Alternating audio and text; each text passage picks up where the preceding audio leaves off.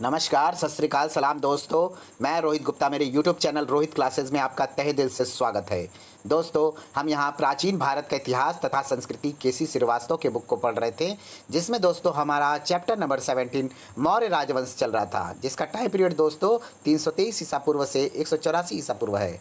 ठीक है, तो इसमें दोस्तों हम लोगों ने अभी तक टॉपिक नंबर 3 तक कंप्लीट कर लिया है, जिसका दोस्तों लास्ट में थोड़ा टेक्निकल इशू की वजह से वीडियो वहीं पर रुक गया था। तो आज हम लोग दोस्तों उसके बाद से स्टार्ट करेंगे टॉपिक नंबर 4 में मौर्य राजवंश में कलिंग का युद्ध तथा उसके परिणाम। तो वीडियो को स्टार्ट करने से पहले आप सभी लोगों से अनुरोध है कि जो लोग भी मेरे इस वीडियो को देख रहे हैं दोस्तों, वो जल्दी से वीडियो को लाइक कर दीजिए। चैनल को अब तक जिन्होंने सब्सक्राइब नहीं किया है वो प्लीज़ जल्दी से चैनल को सब्सक्राइब करके बेल आइकन प्रेस कर दीजिए, ताकि आने वाली वीडियोज़ आपको सही टाइम पर मिल सके। और वीडियो को ज़्यादा से ज़्यादा लोगों में दोस्तों शेयर करिए, ताकि ये वीडियो और भी लोगों तक पहुँच सके। और दोस्तों आपसे अनुरोध है कि जो भी ग्रेजुएशन के बच्चे अगर इस वीडियो को देख रहे हैं तो वो प्लीज़ अपने अगर कॉलेज या यूनिवर्सिटी में वो लोग पढ़ते हैं तो प्लीज़ और भी लोगों तक ये पहुंचाइए। ठीक है, ताकि आपका भी फ़ायदा हो सके और दूसरों का भी भला हो सके। ओके, तो चलिए स्टार्ट करते हैं हम लोग चैप्टर नंबर 17 यानी अध्याय 17 मौर्य राजवंश, जिसमें आज का टॉपिक नंबर 4 है कलिंग का युद्ध तथा उसके परिणाम। यहीं से हम लोग स्टार्ट करते हैं। अपने राज्याभिषेक के बाद अशोक ने अपने पिता एवं पितामह की दिग्विजय की नीति को जारी रखा। इस समय कलिंग का राज्य मगध साम्राज्य की प्रभुसत्ता को चुनौती दे रहा था। कलिंग को महापद्म नंद ने जीतकर मगध साम्राज्य में मिला लिया था। चंद्रगुप्त मौर्य के समय में यह अवश्य ही मगध के अधिकार में रहा होगा, क्योंकि हम यह स्वीकार नहीं कर सकते कि चंद्रगुप्त जैसा वीर तथा महत्वाकांक्षी शासक, जिसने यूनानियों को पराजित किया एवं नंदों की शक्ति का उन्मूलन किया, कलिंग की स्वाधीनता को सहन कर सकता। ऐसी स्थिति में यही मानना तर्कसंगत लगता है कि बिंदुसार के शासनकाल में किसी समय कलिंग ने अपनी स्वतंत्रता घोषित कर दिया था। अशोक जैसे महत्वाकांक्षी शासक के लिए यह असहाय था। रोमिला थापर का विचार है कि कलिंग उस समय व्यापारिक दृष्टि से अत्यंत महत्वपूर्ण राज्य था तथा अशोक की दृष्टि उसके समृद्ध व्यापार पर भी थी। अतः अपने अभिषेक के 8वें वर्ष 261 ईसा पूर्व उसने कलिंग के विरुद्ध युद्ध छेड़ दिया। कलिंग का प्राचीन राज्य वर्तमान दक्षिणी उड़ीसा में स्थित था। कलिंग युद्ध तथा उसके परिणामों के विषय में अशोक के 13वें शिलालेखों से विस्तृत सूचना प्राप्त होती है।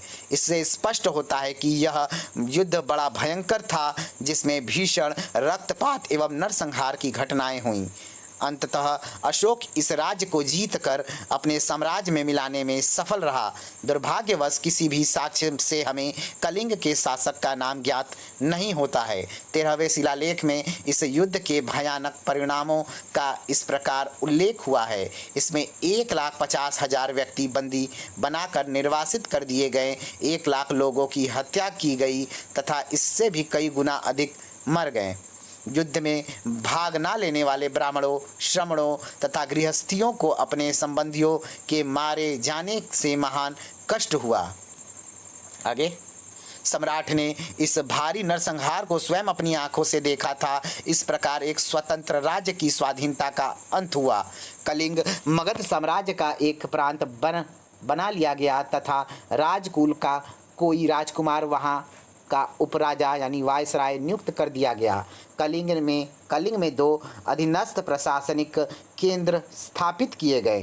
पहला उत्तरी केंद्र जिसकी राजधानी तोसली थी तथा दूसरा दक्षिणी केंद्र जिसकी राजधानी दोस्तों जौगढ़ थी। ठीक है, याद रखिएगा।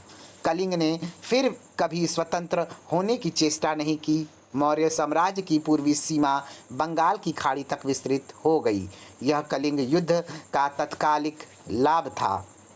आगे, परंतु कलिंग युद्ध की हृदय विदारक हिंसा एवं नरसंहार की घटनाओं ने अशोक के हृदय स्थल को स्पर्श किया और उसके दुर्गामी परिणाम हुए। कलिंग युद्ध पर टिप्पणी करते हुए हेमचंद्र राय चौधरी ने लिखा है, मगध तथा समस्त भारत के इतिहास में कलिंग की विजय एक महत्वपूर्ण घटना थी।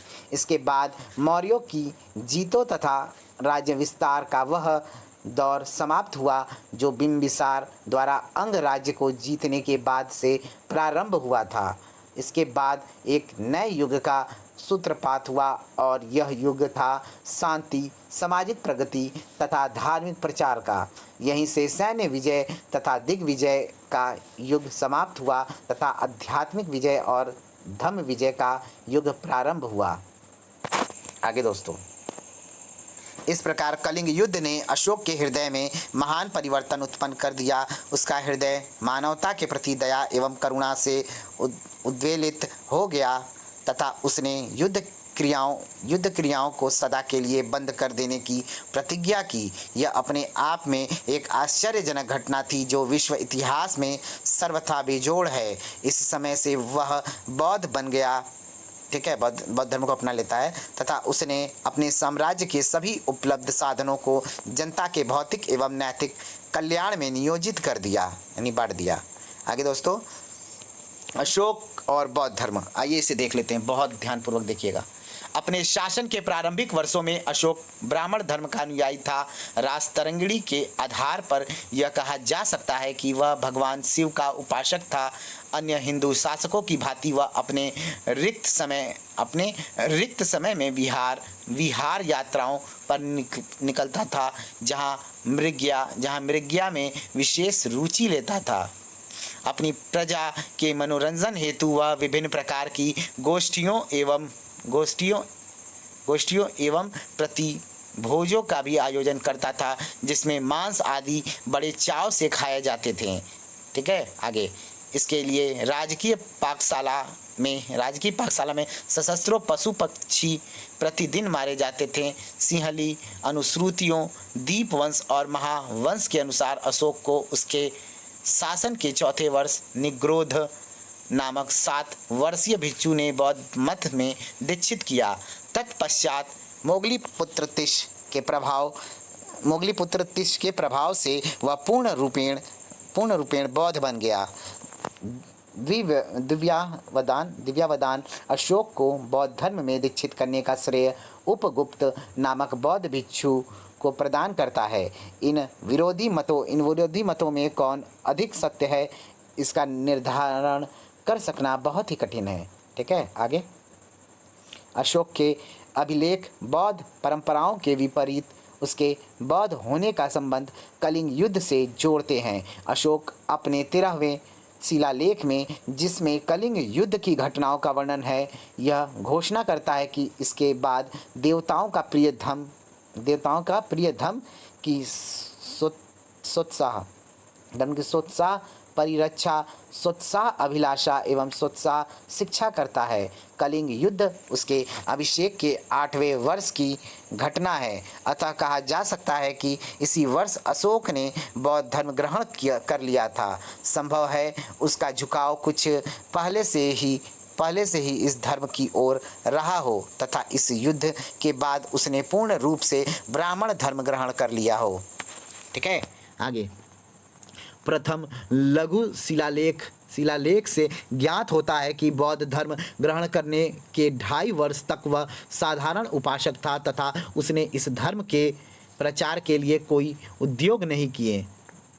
इसके पश्चात 1 वर्ष से कुछ अधिक समय तक वह संघ के साथ रहा तथा उसने इस धर्म की उन्नति के लिए इतनी अधिक कर्मठता दिखाई कि उसे धर्म की वृद्धि पर स्वयं आश्चर्य हुआ तथा वह दावा करने लगा कि धर्म की इतनी उन्नति इसके पहले कभी नहीं हुई। कुछ विद्वानों ने संघ की शरण लेने यानी संघ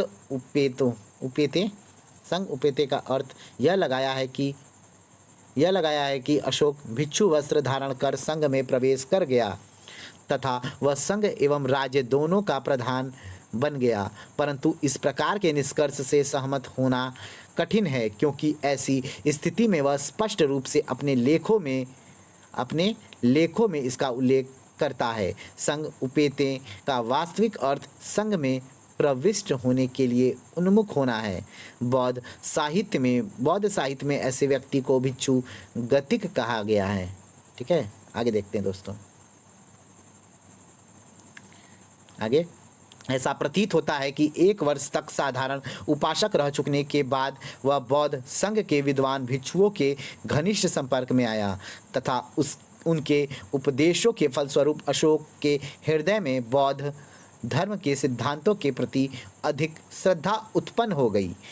उसने उसने सार्वजनिक रूप से अपने को संघ का अनुयायी घोषित कर दिया तथा संघ की सीधी सेवा करने का व्रत लिया। आगे, अपने इस नवीन मत परिवर्तन की सूचना देने के लिए उसने अपने अभिषेक के 10वें वर्ष संबोधि यानी बौद्ध गया की यात्रा की। आगे दोस्तों,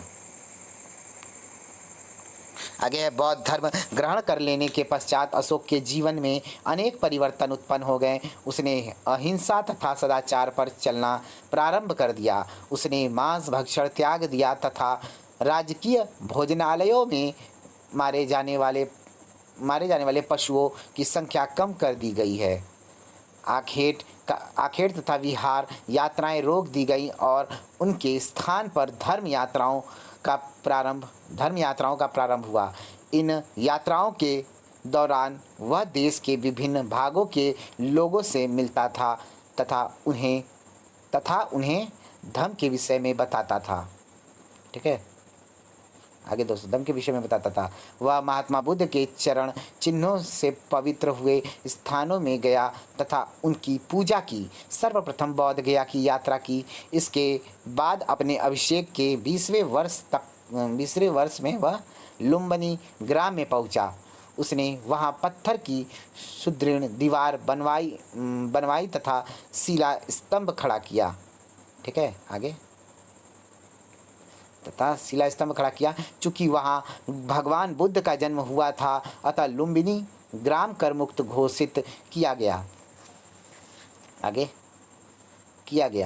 है दोस्तों, तथा केवल 1/8 भाग लेने की घोषणा की गई। अशोक ने नेपाल की तराई में स्थित निगलिवा में निगलिवा में एक कनक मुनि यानी एक पौराणिक बुद्ध हैं कनक मुनि के स्तूप को संवर्धित एवं द्विगुणित करवाया। अनुश्रुतियाँ उसे 84,000 स्तूपों के निर्माण के रूप में स्मरण करती है। ठीक है, आगे दोस्तों, अशोक के अभिलेख इस बात से स्पष्ट प्रमाण प्रस्तुत करते हैं कि वह बौद्ध मतानुयायी था। अतः अब किसी को उसके बौद्ध होने में संदेह करने की बिल्कुल गुंजाइश नहीं है। इसका सबसे सबल प्रमाण उसका बाबू यानी वैरट और राजस्थान उसका बाबू से प्राप्त लघु शिलालेख है, जिसमें अशोक स्पष्टतः बुद्ध धम्म तथा संघ का अभिवादन करता है। ठीक है, अभिवादन करता है। इस लेख के सांप्रदायिक स्वरूप के विषय में संदेह नहीं किया जा सकता। उसे बौद्ध सिद्ध करने वाला दूसरा अभिलेख उसका शासनादेश है, जो सारनाथ, सांची तथा कौशाम्बी के लघु स्तंभों पर उत्कीर्ण मिलता है। इसमें अशोक बौद्ध धर्म के रक्षक के रूप में हमारे सामने आया है। आगे, सांची के लघु स्तंभ लेख में वह बौद्ध संघ में फूट डालने वाले भिक्षुओं तथा भिक्षुड़ियों को चेतावनी देता है। ठीक है, जो कोई भिक्षु या भिक्षुड़ी संघ को भंग करेगा वह श्वेत वस्त्र पहनाकर अयोग्य स्थान पर रखा जाएगा। इस प्रकार यह आदेश भिक्षु संघ और भिक्षुणी संघ में सूचित किया जाना चाहिए, क्योंकि मेरी इच्छा है कि संघ समग्र होकर चिर स्थायी हो जाए। आगे, इसके अतिरिक्त किसी भी धार्मिक अथवा लौकिक ग्रंथ से अशोक का किसी बौद्धेतर धर्म से संबंधित होना सूचित नहीं होगा। ठीक है, सूचित नहीं होगा, पढ़ने क्षमा करिएगा। आगे, यहाँ उल्लेखनीय है कि अशोक आजीवन उपासक ही रहा और वह भिक्षु अथवा संघाध्यक्ष कभी नहीं बना। आगे दोस्तों, संघ भेद रोकने का आदेश भी उसने राजा की हैसियत से ही दिया था। सहयोग से ही दिया था। आगे देखते हैं दोस्तों। एक सेकंड, थोड़ा सा मिस हो गया लग रहा है कहीं। एक सेकंड रुकिए आप लोग। ऊपर से सेकंड लाइन ही था दोस्तों, उसका नेटवर्क सही नहीं था। आगे देखते हैं। हैसियत से ही दिया था। यहाँ तक हम लोग पढ़ते आगे। इस समय बौद्ध संघ में कुछ ऐसे अवांछनीय तत्व प्रविष्ट हो गए थे जिससे संघ की व्यवस्था गड़बड़ हो रही थी और संघ की कार्यवाही को सुचारू रूप से चलाने के लिए इन तत्वों का निष्कासन आवश्यक था। अतः विवश होकर संघ ने अशोक से सहायता की मांग की और उसने यह सहायता प्रदान किया। इस प्रकार की सहायता वह किसी भी अन्य संस्था को दे सकते हैं, ठीक है, जो इस प्रकार के बाहरी व्यक्तियों द्वारा आक्रांत होती, ठीक है, आक्रांत होती। महावंश से ज्ञात होता है कि अपने अभिषेक के 18वें वर्ष अशोक ने लंका के राजा के पास भेजे गए एक संदेश में बताया था कि वह शाक्य पुत्र यानी गौतम पुत्र के धर्म का एक साधारण उपासक बन गया है, ठीक है, उपासक बन गया है।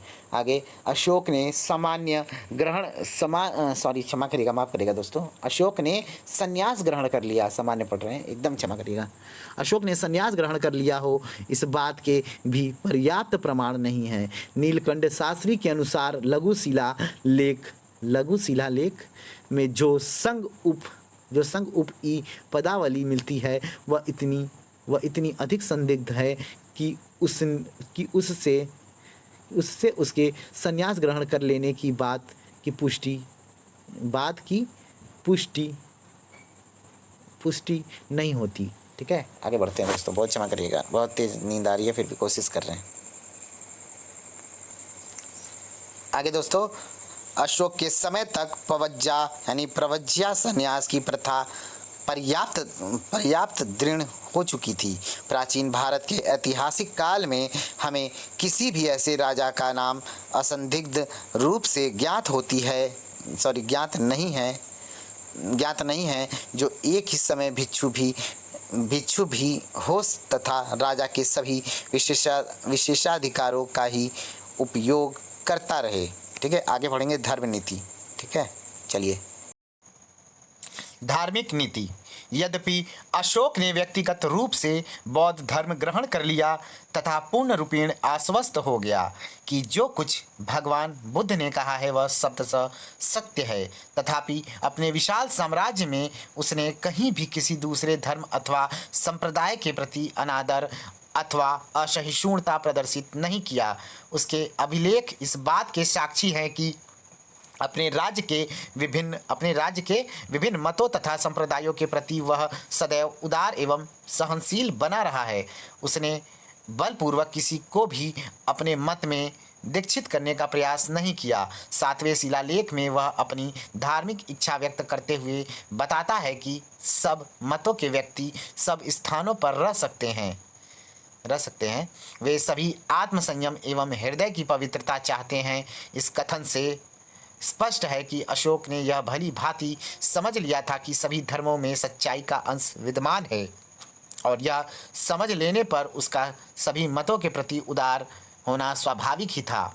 12वें शिलालेख में वह विभिन्न धर्मों के प्रति अपने दृष्टिकोणों को और अधिक स्पष्ट करते हुए कहता है, मनुष्य को अपने धर्म का आदर और दूसरे धर्म की अकारण निंदा नहीं करनी चाहिए। एक कारण से अन्य धर्मों का आदर करना चाहिए। ऐसा करने पर मनुष्य अपने संप्रदाय की वृद्धि करता है तथा दूसरे के संप्रदाय का उपकार करता है। इसके विपरीत करता हुआ वह अपने संप्रदाय को क्षीण करता तथा दूसरे के संप्रदाय का अपकार करता है। जो कोई अपने संप्रदाय के प्रति भक्ति और उसकी उन्नति की लालसा से दूसरे के धर्म की निंदा करता है, वह वस्तुतः अपने साम्राज्य की ही बहुत बड़ी हानि करता है।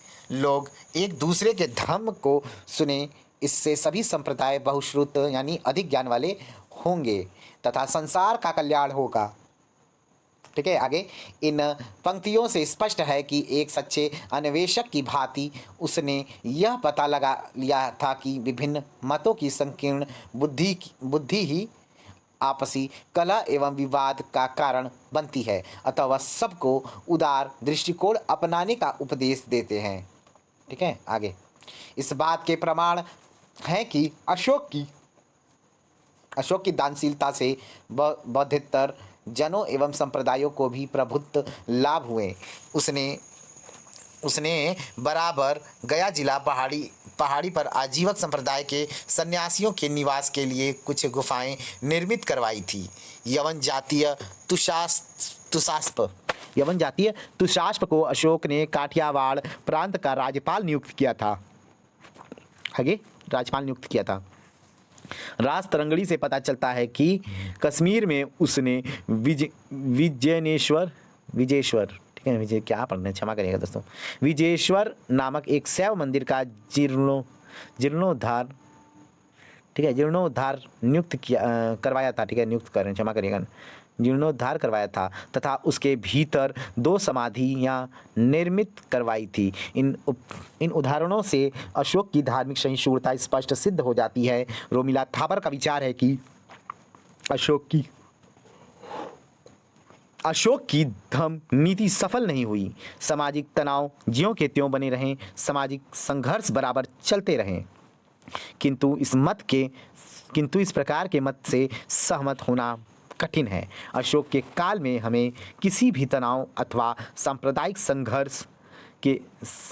संघर्ष के स्पष्ट उदाहरण नहीं मिलते हैं। वस्तुतः यह उसकी उदार धार्मिक नीति का ही फल था कि वह अपने विशाल साम्राज्य में एकता स्थापित कर सकने में सफल रहा। ठीक है, आगे नीलकंठ शास्त्री ने ठीक ही लिखा है कि अकबर के पूर्व अशोक पहला शासक था जिसने भारतीय राष्ट्र की एकता की समस्या का सामना किया। इसमें उसे अकबर से अधिक सफलता मिली थी क्योंकि उसको मानव प्रकृति का बेहतर ज्ञान था। एक नया धर्म बनाने का अपने धर्म को बलात् सबसे स्वीकार कराने के स्थान पर उसने सुस्थित धर्म व्यवस्था को स्वीकार किया और एक ऐसे मार्ग का अनुसरण किया जिससे स्वस्थ और सुव्यवस्थित विकास की आशा थी। सहिष्णुता के मार्ग से वह कभी विचलित नहीं हुआ। ठीक है, आगे दोस्तों, सहिष्णुता के मार्ग से वह कभी क्या हुआ था, विचलित नहीं हुआ था दोस्तों। अशोक का धम्म, आगे पॉइंट, अपनी प्रजा के नैतिक उत्थान के लिए अशोक ने जिन आचारों की संहिता प्रस्तुत की उसे उसके अभिलेखों में धम्म कहा गया है। धम्म संस्कृत के धर्म का ही प्राकृत रूपांतर है, परंतु अशोक के लिए इस शब्द का विशेष महत्व है। वस्तुतः यदि देखा जाए तो यही धम्म तथा उसका प्रचार अशोक के विश्व इतिहास में प्रसिद्ध होने का सर्वप्रधान कारण है। अपने दूसरे स्तंभ लेख में अशोक स्वयं प्रश्न करता है धम्म क्या है। ठीक है, प्रश्न क्या करता है कि धम्म क्या है।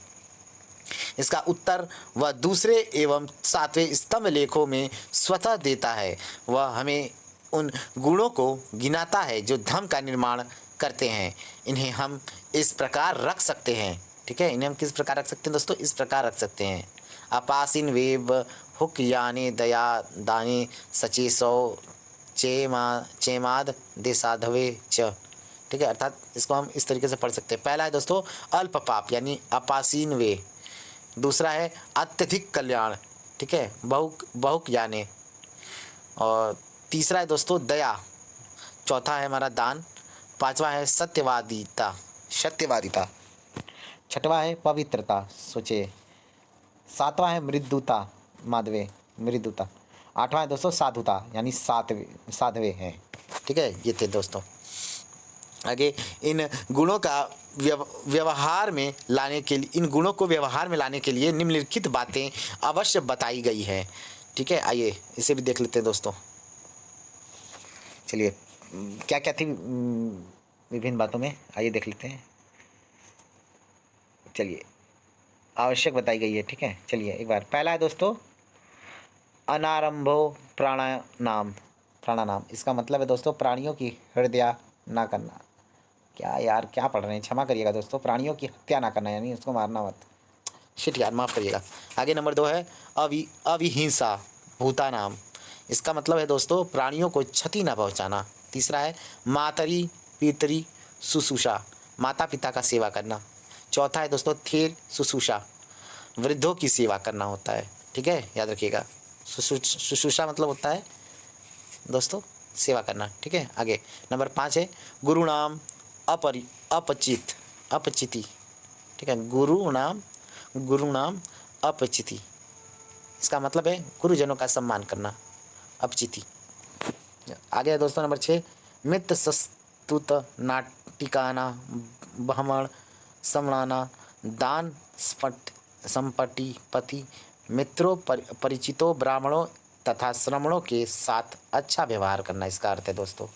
7वां नंबर है दास भत कम ही सम्य प्रतिपति, इसका मतलब है दासों एवं नौकरों के साथ अच्छा बर्ताव करना। 8वां है दोस्तों अपव्ययता यानी अल्प व्यय, और 10वां है आपको पता है अपव्ययता के बाद क्या आता है अपभांडता।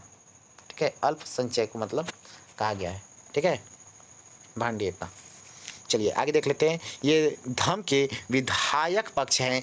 इसके अतिरिक्त अशोक के धम्म का एक निषेधात्मक पक्ष भी है जिसके जिसके अंतर्गत कुछ दुर्गुणों की गणना की गई है। ये दुर्गुण व्यक्ति की आध्यात्मिक उन्नति के मार्ग में बाधक होते हैं। इन्हें शासीनव शब्द में व्यक्त किया गया है। शासीनव को अशोक तीसरे स्तंभ लेख में पाप करता है। मनुष्य आसीनव के कारण सद्गुणों में विचलित हो जाता है।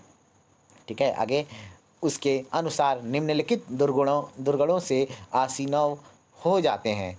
पहला है दोस्तों चंडीय अर्थात प्रचंडता। दूसरा है हमारा निठुल्य अर्थात निष्ठुरता। तीसरा है हमारा कांधे करे क्षमा करेगा क्रोधे का मतलब होता है दोस्तों हमारी आंचल भाषा में दोस्तों क्रोध होता है क्रोधे का मतलब।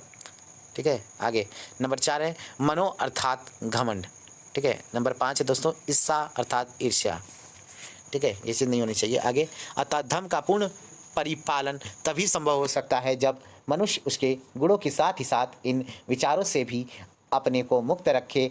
इसके लिए यह भी आवश्यक है कि मनुष्य सदा आत्मनिरीक्षण करता रहे ताकि उसे अधपतन के मार्ग में अग्रसर करने वाली बुराइयों का ज्ञान हो सके। तभी धम्म की भावना का विकास हो सकता है। धम्म के मार्ग का अनुसरण करने वाला व्यक्ति स्वयं की प्राप्ति करता है और उसे यह लोक तथा परलोक दोनों में पुण्य की प्राप्ति होती है। ठीक है, आगे दोस्तों देखते हैं।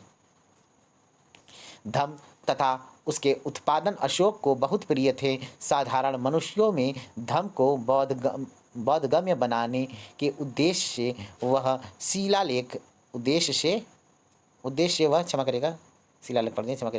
वह इसकी तुलना भौतिक जीवन के विभिन्न आचरणों से करता है तथा धम्म को उनमें सर्वश्रेष्ठ घोषित करता है। आगे नवे शिलालेख में वह मानव जीवन के विविध अवसरों पर किए जाने वाले मंगलों का उल्लेख करता है तथा उन्हें अल्प फल वाला बताता है। उसके अनुसार धम्म मंगल महाफल वाला है। यह दोस्तों क्षमा करिएगा दोस्तों, बहुत क्षमा करिएगा। ठीक है, हालांकि नींद आ रही है फिर भी मैं कोशिश कर रहा हूँ, गलतियाँ हो जा रही है, माफ़ करिएगा, वहीं टोक दे रहा हूँ। यह दासों तथा नौकरों के साथ उचित व्यवहार, गुरुजनों के प्रति आदर, प्राणियों के प्रति दया आदि आचरणों में प्रकट होता है। आगे शिलालेख 11 में धम्म दान की तुलना सामान्य दान से की गई है तथा धम्म दान को श्रेष्ठतर बताया गया है। धम्म दान का अर्थ है दोस्तों धम्म का उपदेश देना, धम्म में भाग लेना तथा धम्म से अपने को संबंधित कर लेना। इसी प्रकार 13वें शिलालेख में अशोक सैनिक विजय की तुलना धम्म विजय से करता है। इस प्रसंग में वह कलिंग विजय में होने वाली व्यापक हिंसा एवं संहार की घटनाओं पर भारी पश्चाताप करता है। उसके अनुसार प्रत्येक सैनिक विजय में घृणा, हिंसा एवं हत्या की घटनाएं होती हैं। इसके विपरीत धम्म विजय प्रेम, दया, मृदुता एवं उदारता आदि से अनुप्राणित होती है। आगे धम्म विजय है दोस्तों। आगे है धम का स्वरूप। ठीक है, चलिए आइए देखते हैं। उपर्युक्त विवेचन से स्पष्ट हो जाता है कि अशोक के धम के अंतर्गत जिन सामाजिक एवं नैतिक आचारों का समावेश किया है वे वही है जिन्हें सभी संप्रदाय समान रूप से श्रद्धेय मानते हैं। धम की इस सरलता और सर्वांगीणता ने इसके स्वरूप को एक पहेली बना दिया है। स्पष्टतः इसमें किसी भी दार्शनिक अथवा तत्वमीमांसीय प्रश्न की समीक्षा नहीं हुई है। इसमें ना तो महात्मा बुद्ध के 4 आर्य सत्यों का उल्लेख है, ना अष्टांगिक मार्ग है और ना आत्मा परमात्मा संबंधी अवधारणाएं ही हैं। अतः विद्वानों ने धम को भिन्न भिन्न रूपों में देखा है। आगे फ्लीट इसे राजधर्म मानते हैं, जिसका विधान अशोक ने अपने राजकर्मचारियों के पालनार्थ किया है। ठीक है, पालनार्थ किया था, परंतु इस प्रकार का निष्कर्ष तर्कसंगत नहीं लगता, क्योंकि अशोक के लेखों से स्पष्ट हो जाता है कि उसका धम केवल राजकर्मचारियों तक ही सीमित नहीं था, अपितु वह सामान्य जनता के लिए भी था। राधा कुमुद मुखर्जी ने इसे सभी धर्मों की साक्षी संपत्ति बताया है। उसके अनुसार अशोक का व्यक्तिगत धर्म ही बौद्ध धर्म था तथा उसने साधारण जनता के लिए जिस धर्म का विधान किया वह वस्तुतः सभी धर्मों का सार था। रमाशंकर त्रिपाठी एवं विसेंट स्मिथ जैसे कुछ अन्य विद्वानों ने भी इसी मत का समर्थन किया है। ठीक है, इसी मत का समर्थन किया है। त्रिपाठी के अनुसार अशोक के धर्म के तत्व विश्वजनीन यानी यूनिवर्सल है और हम उस पर किसी धर्म विशेष को प्रोत्साहन अथवा संरक्षण प्रदान करने का दोषारोपण नहीं कर सकते। इसके विपरीत फ्रांसीसी विद्वान सेनाट का विचार है, क्या है देखिए, सेनाट का विचार है कि अपने लेखों में अशोक ने जिस धर्म का उल्लेख किया है वह उसके समय के बौद्ध धर्म का एक पूर्ण तथा सर्वांगीण चित्र प्रस्तुत करता है। रोमिला थापर का विचार है कि धम्म अशोक का अपना आविष्कार था। संभव है इसे बौद्ध अथवा हिंदू विचारधारा से ग्रहण किया गया हो, किंतु सार रूप में यह सम्राट द्वारा जीवन पद्धति को सुझाने का एक ऐसा प्रयास था जो व्यवहारिक तथा सुविधाजनक होने के कारण, ठीक है, सुविधाजनक होने के साथ साथ, क्षमा करिएगा कारण बोल रहे हैं, सुविधाजनक होने के साथ साथ अत्यधिक नैतिक भी था। इसका उद्देश्य उन लोगों के बीच सुखद समन्वय स्थापित करना था जिनके पास दार्शनिक चिंतन में उलझने का अवकाश ही नहीं था। आगे दोस्तों, अवकाश ही नहीं था। आगे, उपर्युक्त सभी मतों के विपरीत प्रसिद्ध विद्वान D.R. भंडारकर ने एक नवीन सिद्धांत प्रस्तुत किया है। उनके अनुसार ना तो अशोक का धम्म सभी धर्मों का सार ही है और ना ही उसमें बौद्ध धर्म का पूर्ण एवं सर्वांगीण चित्र है। ठीक है, आगे दोस्तों देखते हैं, सर्वांगीण चित्रण है।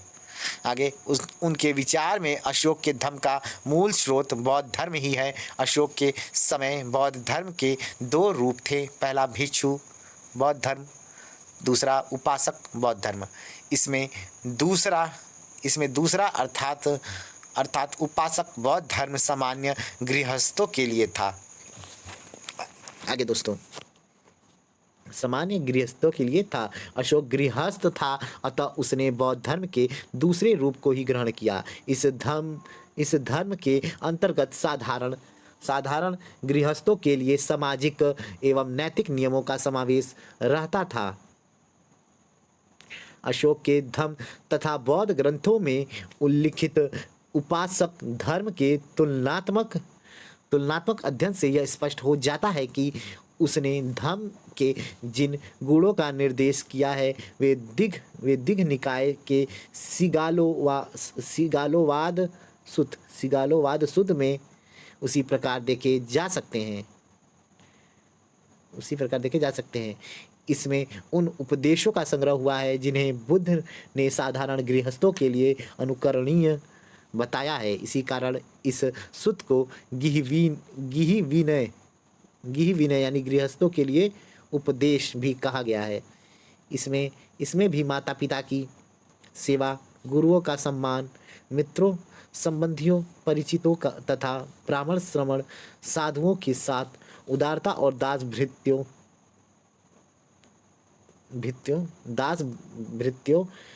के साथ उचित व्यवहार करने का उपदेश दिया गया है। पुनः अशोक ने धम्म पालन से प्राप्त होने वाले जिन स्वर्गीय सुखों का उल्लेख किया है उनका भी विमानवत्थु नामक पाली ग्रंथ में इसी रूप में विवरण देखा जा सकता है। अतः इन समानताओं को देखते हुए भंडारकर अशोक के धर्म को उपासक बौद्ध धर्म कहते हैं। एक सेकंड दोस्तों, टगलो भोग रहे हैं। आगे, यही मत सर्वाधिक संतोषप्रद तथा तर्क संगत लगता है।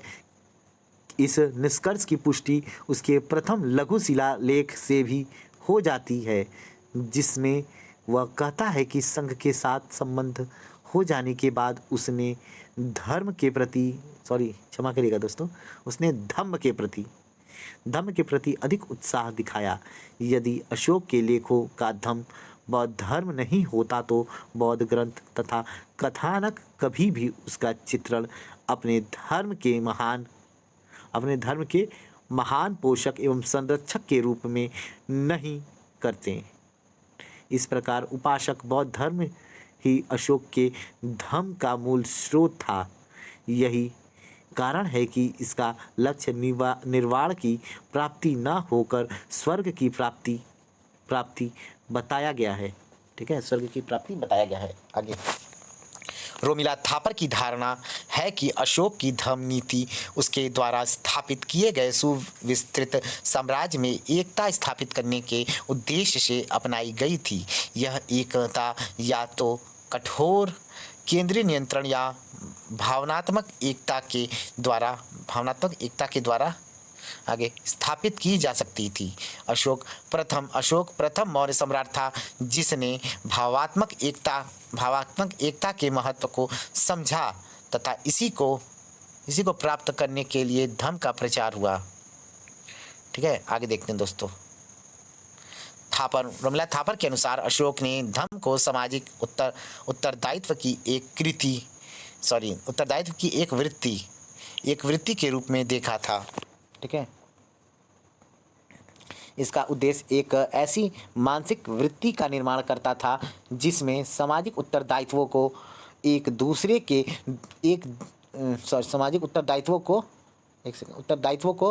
व्यक्ति के दूसरे के प्रति व्यवहार को अधिक महत्वपूर्ण समझा जाएगा। इसमें मनुष्य की महिमा को स्वीकृति देने और समाज के कार्यकलापों में मानवीय भावना का संचार करने का आग्रह था। कुछ अन्य विद्वान अशोक के धम्म को एक राजनैतिक चाल समझते हैं जिसका उद्देश्य कलिंग युद्ध में हुए भारी नरसंहार से उत्पन्न जनाक्रोश को शांत करना रहा। ठीक है, आगे रहा होगा, किंतु इस प्रकार के विचार कल्पना का उड़ान मात्र लगते हैं तथा 13वें शिलालेख से व्यक्त सम्राट की भावनाओं से मेल नहीं खाते। अशोक सच्चे हृदय से अपनी प्रजा का भौतिक तथा नैतिक कल्याण करना चाहता था और इसी उद्देश्य से उसने अपनी धर्म नीति का विधान किया। इसके पीछे कोई राजनीतिक चाल खोजना तर्कसंगत नहीं होगा। ठीक है, एक सेकंड दोस्तों, चलिए दोस्तों वीडियो को यहीं पे रोक देते हैं क्योंकि नेक्स्ट वीडियो से दोस्तों हम लोग धम्म प्रचार के उपाय ये हम लोग पढ़ेंगे। ओके, तो थैंक यू फॉर वाचिंग। मिलते हैं दोस्तों नेक्स्ट वीडियो में। प्लीज़ आप लोग वीडियो को लाइक कर दीजिएगा। चैनल को अब तक जिन्होंने सब्सक्राइब नहीं किया है वो प्लीज़ सब्सक्राइब करके बेल आइकन प्रेस कर दीजिएगा ताकि आने वाली वीडियोस आपको सही टाइम पर मिल सके। और